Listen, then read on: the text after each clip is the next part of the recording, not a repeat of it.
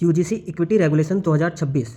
अब ये नियम तो पहले भी थे, पर इस बार ऐसा क्या है जो पब्लिक इस पे इतना ज़्यादा भड़क रही है, उसका मैं आपको बताता हूँ डिटेल में। यूजीसी इक्विटी रेगुलेशंस हमारे देश में 1956 से लागू हैं, पर पहले क्या था, पहले इसके अंतर्गत सिर्फ एससी और एसटी के स्टूडेंट आते थे। मतलब अगर एससी और एसटी के छात्रों पे कोई उनकी जाति को लेकर या उन पे किसी भी तरह का भेदभाव करता था तो कॉलेज उन पे कार्रवाई करता था, ठीक है। बट अभी 2026 में जो ये लागू होगा, इसके अंतर्गत एससी एसटी के साथ साथ ओबीसी को भी ऐड कर दिया गया है। अभी इसको पहले से और कठोर बनाने के लिए गवर्नमेंट ने क्या किया है कि सभी सरकारी और प्राइवेट यूनिवर्सिटीज़ में एक कमेटी बनाने का ऑर्डर दिया है, जिसके अंतर्गत वो साल में 2 बार रिव्यू करेंगे कि कितनी कंप्लेन जातिगत भेदभाव की आई है और उनके ऊपर क्या क्या कार्रवाई हुई है। अब इसके अंतर्गत ये रूल है कि अगर कोई सामान्य कैटेगरी का स्टूडेंट एससी एसटी या ओबीसी के छात्र पे जातिगत भेदभाव करता है और वो दोषी पाया जाता है, तो उसके साथ जो कार्रवाई होगी, उसको जैसे डिग्री ना देना या उसको कॉलेज से निष्कासित करना या फिर उसको लिस्ट से, मेरिट से हटा देना, ये कठोर नियम इस बार बनाए गए हैं। अब इस रूल में प्रॉब्लम क्या है, इसकी ओर चलते हैं। 1956 में जब यूजीसी इक्विटी रेगुलेशंस हमारे देश में लागू हुए थे,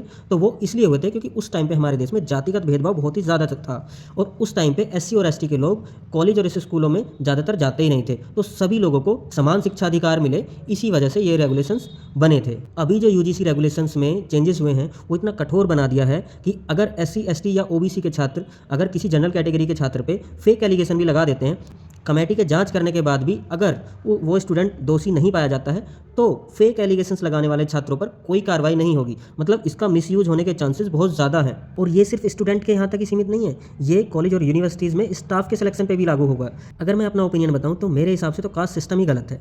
और रही बात दूसरी, एजुकेशन में कास्ट सिस्टम, वो तो और भी ज़्यादा खतरनाक हो सकता है। क्यों?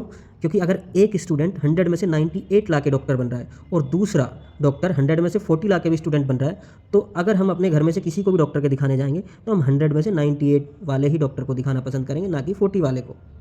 That's it.